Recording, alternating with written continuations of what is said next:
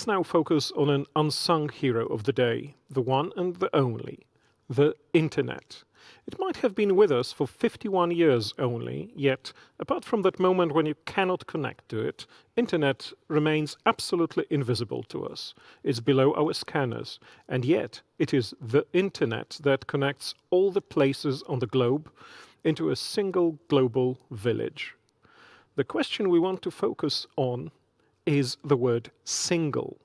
What if China builds its separate DNS root system and its own network governed by the Chinese principles? What will happen then? Will it be the beginning of splinternet?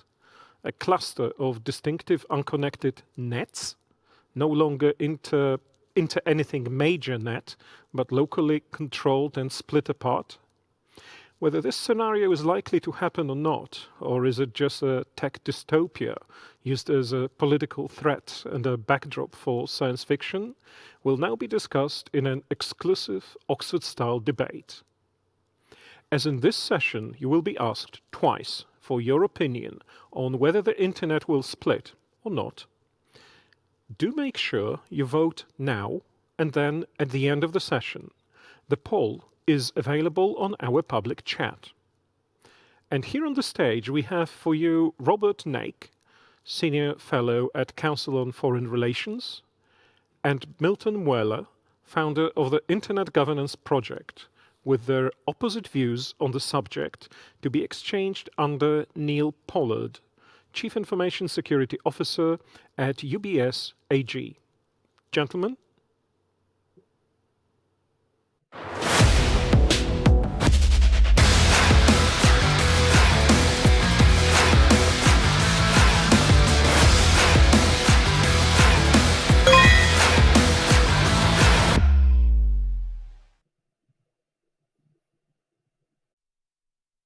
There we are. We're back. Okay, I believe we're ready to go. Can everyone hear me now? Yes. Okay, great. Thank you everyone for joining. I apologize for the slight technical mishap. I guess Rob was correct. The internet's already splintering and starting with my audio. No, today we have two distinguished scholars and also practitioners and technology experts in this subject that are going to discuss their view on whether we will see the internet splinter at the root level, primarily driven by decisions that China is making right now over the next decade. What would be necessary to make that happen, or what would be necessary to stop it?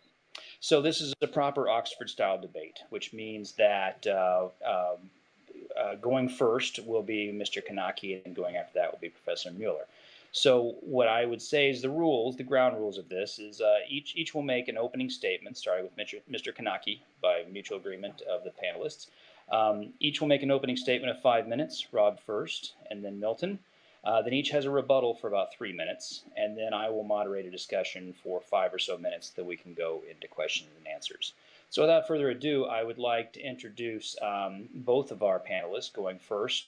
In the position that China will drive a splintering of the internet over the next decade is Mr. Rob Knake, who is the Whitney Shepherdson Senior Fellow at the Council on Foreign Relations, where he was also an International Affairs Fellow a few years ago. And around the same time, he was Director for Cybersecurity Policy on President Obama's National Security Staff from 2011 to 2015. He's also co-author of a number of books, most recently The Fifth Domain, Defending Our Country, Our Companies, and Ourselves in the Age of Cyber Threats. So we'll let Mr. Knake go first for 5 minutes, and then he'll be followed by our second panelist. Responding to an article that Rob wrote in a blog in January is Professor Milton Mueller, who posted his position, and also a wager, I'll defer to him to talk about the wager, in a blog in internetgovernance.org on February 26th this year. Professor Mueller is founder of the Internet Governance Project. He is professor at Georgia Institute of Technology in their School of Public Policy, and he's the author of a number of books specifically on this subject, including Will the Internet Fragment, Networks and States, Global Politics and Internet Governance, and Ruling the Root, Internet Governance and the Taming of Cyberspace. So at this point, I would turn it over. Mr. Knake, would you please present your position for about 5 minutes? Sure, Neil, happy to. So this all began, I think, in January when I posited in a blog post that, let me get the wording right, at some point in the next decade, the Chinese government, with the support of Russia and other authoritarian regimes, will move forward with plans to establish a separate DNS root system for their share of the internet. Dr. Mueller disagreed with that strongly and put on the table a wager with several conditions that this would not happen. One was that China not only had to establish their own system for the root, but there needed to be a deviation in the root zone file. For instance, that the TWTLD for China would have to not point to the one established by the Taiwanese government. He also required that China require its domestic name servers to point to this alternative route, and that other countries in the authoritarian bloc, Russia and others, must also point to this new route. And this all must happen before January 1st, 2030. So why would China do this? Well, in my analysis, this isn't really important from a technical perspective. This is important because it would be a point at which we would symbolically recognize that we really have a fractured or split or fragmented internet. Data will still flow between countries.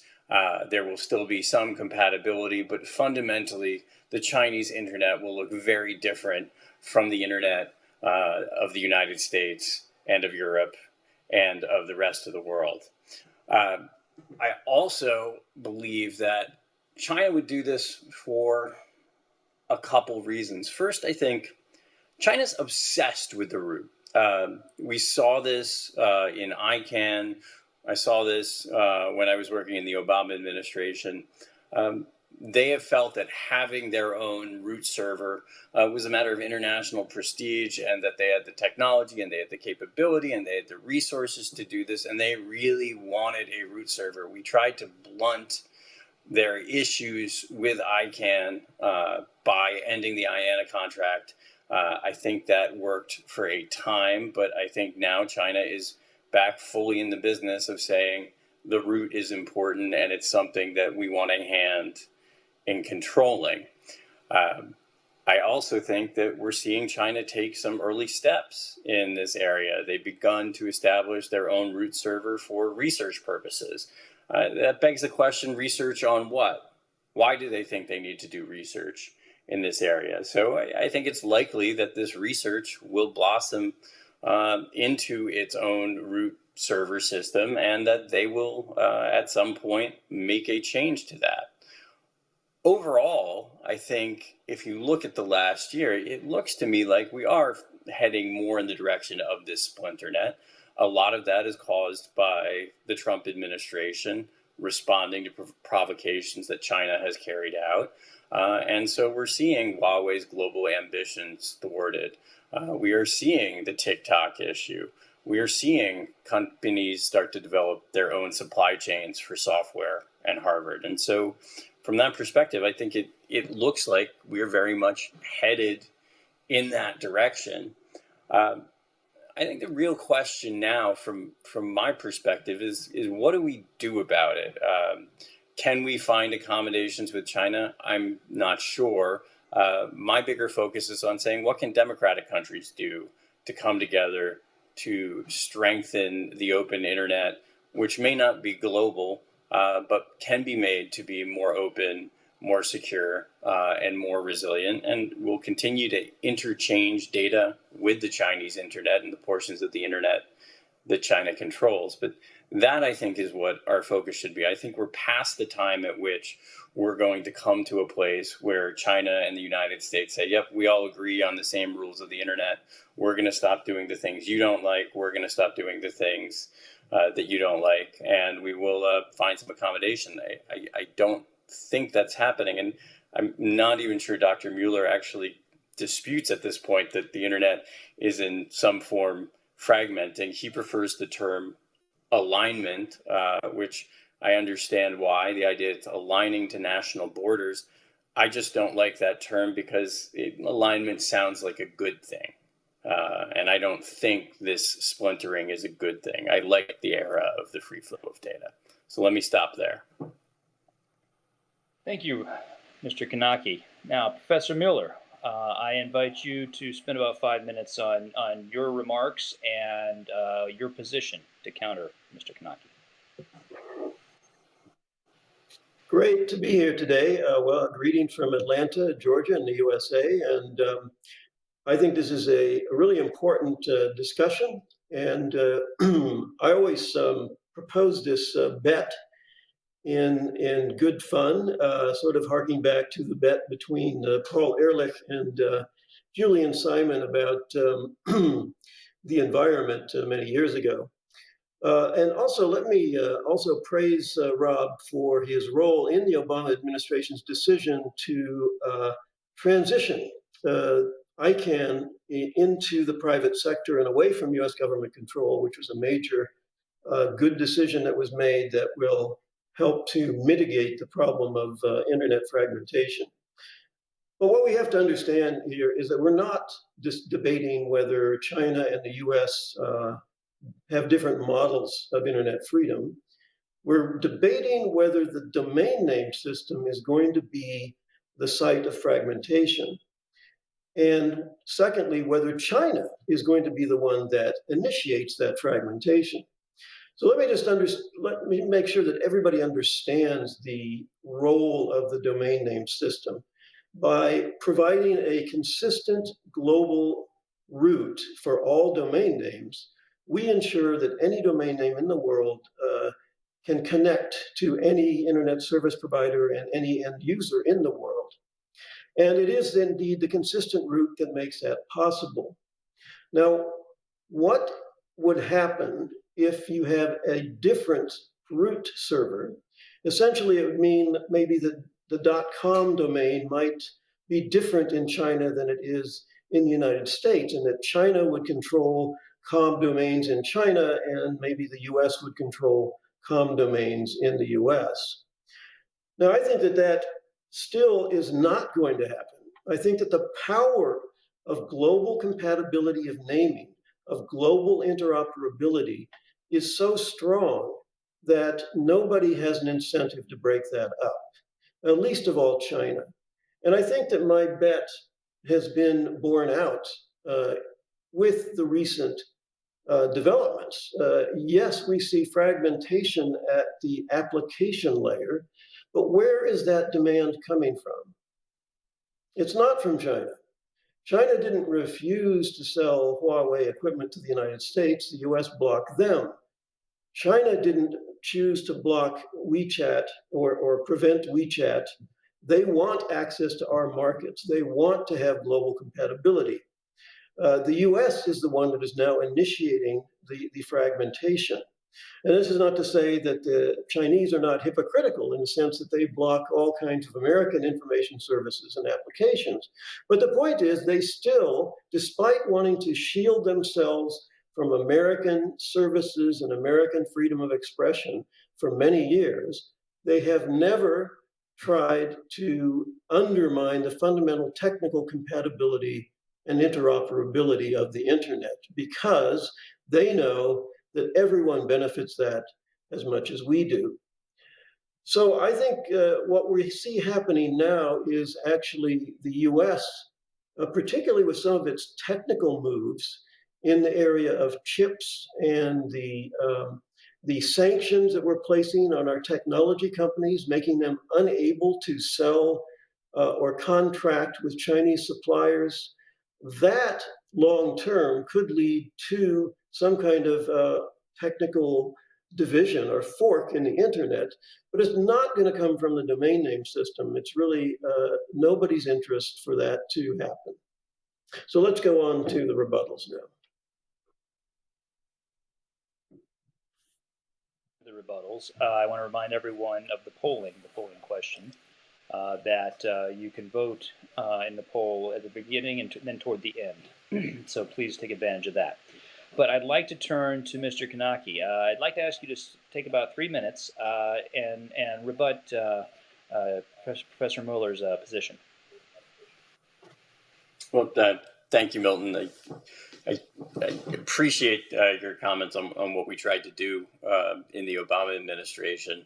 And I do think they were partially successful for a time at muting Chinese interest in the route. However, it looks to me like that interest has really come back. Now, to be clear, I think at our bet, I'm not suggesting that China would wholesale replace the root zone file and would put the .com server pointing somewhere else. I think that they would continue to make those manipulations at the application layer. They would make those manipulations with their great firewall system. But I think that it's likely that in the right geopolitical circumstances, they would choose to make a change to their copy of the root zone file. And I think the one that I've already cited, that I think you cited as well, is Taiwan, right? In the right conflict with Taiwan, either where they are really pressing Taiwan on some issue, or they're in military conflict with Taiwan, they would do this. It's reported in Chinese media that the United States did the same thing to Iraq in 2003. Now, that's not in fact true, but I think it shows where the thinking is within China, that kind of circumstance, it would make sense to knock Taiwan off the internet for at least the portion of the world that would be pointing at their copy of the root. And so those are the circumstances in which I think they would do it. I also think that China has showed interest in other areas in messing with the fundamental compatibility. I think they're what some are calling their new IP approach, their new IP proposal, would do just that. It would fundamentally alter the suite that has served us well since the internet's founding. And it would do so with an interest in giving China and other authoritarian regimes an easier kill switch over internet traffic. It would take the things that they value in terms of state control and really make them fundamental to the internet. So I think China's interest in controlling the internet extend well beyond just their national borders and outside their national firewall, while they're also exporting these ideas to others. Thank you, Rob. Milton, your 3-minute rebuttal? Right. So let's talk about, again, I don't think Rob has really grappled with the fact that is it in China's interest to have global compatibility or not? And I think they do want to control the internet in their domestic territory as much as possible. Of course they do. They are an authoritarian state. What they don't want is to rupture the fundamental global compatibility that allows them to communicate when and if they want to. And this so-called new IP, which everybody is worried about, is not a move towards incompatibility or isolation of China. It is at its worst projected effect, which is probably an exaggeration, because I don't believe that Huawei's new IP initiative has anything really to do with Chinese Communist Party's desire to take over the world. I think it's a purely commercial initiative. But insofar as they're promoting a new IP, they want that to be globally compatible. They want that to be standardized by the ITU. They would like to see it standardized by the IETF. They'd like to see it make, Chinese suppliers the standards makers, just like the U.S. And that's something the U.S. really has to face up to is, China is not going to be subordinate and small and under our thumb the way it was in the past. It's just not going to happen. And so these attempts to stunt the technological growth of China, however much we hate the Chinese Communist Party, and I would just point out that my wife is from Hong Kong, and we're really not happy with the Chinese Communist Party, and we know very well what it means to live under the Chinese Communist Party. But we cannot confuse that with the interest of either state in a globally compatible internet. And I think if we maintain compatibility with the Chinese, that there will be, in fact, peaceful evolution towards a more integrated global economy, which will, in fact, lead to further loosening of the control of the Chinese. I think the measures that the US is taking to cut off the Chinese are actually reinforcing all of the nationalistic and authoritarian elements. I mean, within a few years, they're going to be forced to create their own chip industry. They're going to be forced to exert more control over their manufacturers and suppliers of internet services. So I think the U.S., what the U.S. is doing is actually backfiring. And again, going back to the theme of this debate, I think if anybody is making a move that would fragment the internet, it's really the U.S. at this point, more than China, and it is not going to be focused on the DNS. It's focused on chips and applications, those kinds of things. Okay, thank you, gentlemen. Before we take it open to question and answers, and I think we have a little over 5 or 6 minutes here, probably 7 minutes. We've been talking a lot about the role of China and the role of the U.S. almost as it's a bilateral question and the splintering of the internet. But I want to open it up to other equities. And most of the discussion has been on whether China will split the internet. And from the discussion, I heard that their interests in doing that are mainly one of geopolitics and stability. They're not the only country. Russia has been aligned with balkanization of the internet, usually for similar motivations that align with authoritarian countries. But taking a step back and looking at a lot of the geopolitical trends, anti-globalization, moves to otherwise disrupt the free flow of information, communications, but also trade, ideas, movement of people, nationalism, which is right now, along with anti-globalization, not limited to authoritarian countries. Something that's common to a lot of well-industrialized countries, privacy. We see a patchwork of disparate privacy regimes going, in some cases, towards data localization, which also has an interest in hampering the free flow of data across borders. My question to you is, who's going to stop it? What is the constituency with both the interests and the capability to prevent splintering in the first place? Rob, let's just go with you in order that we've been going.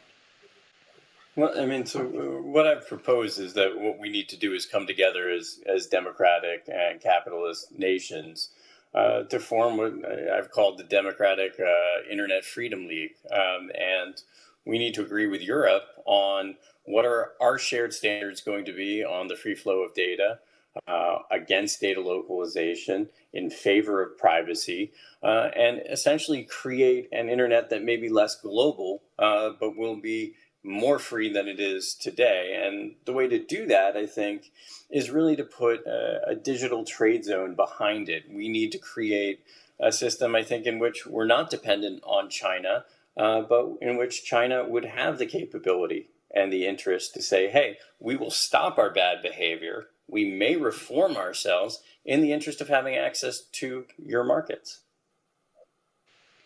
Professor Milton, what do you think is the constituency that has both the interest and the capability to prevent splintering?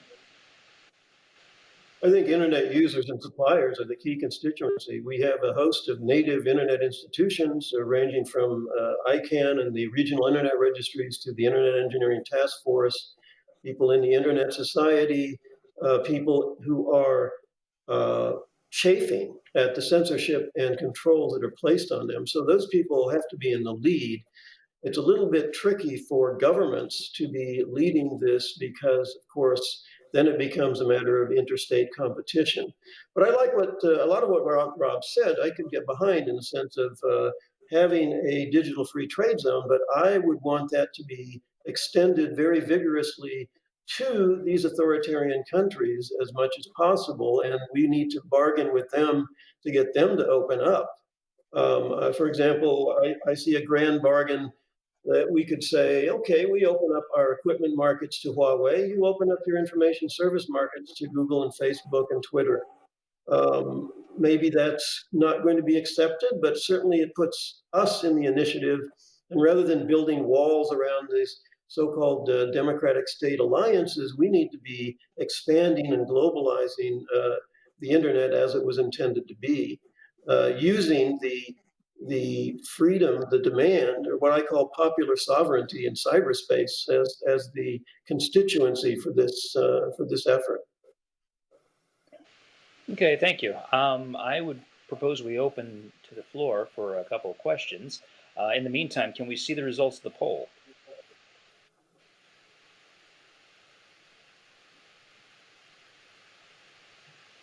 So there's clearly a 2/3 majority over 1/3 that the answer is no, that China will not create an alternate DNS route within the next 5 years. You got to give Rob 10 years. 10 years. Well, No, I would say if anybody on that side wants to join the bet on your side and contribute more money, I'm fine with that answer.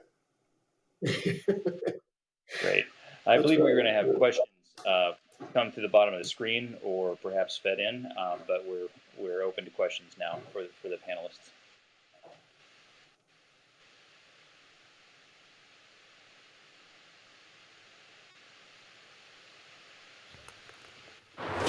Okay, no questions. Okay, I think for your time and for your excellent positions, and it's great seeing you both. Good to be here. Thanks, guys. Thank you very much, gentlemen. And I believe that might have been the most comprehensive assessment of the future developments of the internet or splinternet. And perhaps within 5 years, this may be the end of the internet as we know it. Thank you very much for all those suggestions as to what this eventual split may be and what it may evolve into. By the way, we already know the answers to the questions, will China create an alternate DNS route within 5 years? And unless, of course, someone's tampered with the results, we have precisely 47% of voters by now saying yes, it will, which leaves us with 53% saying no. Well, I wonder what artificial intelligence would answer to this.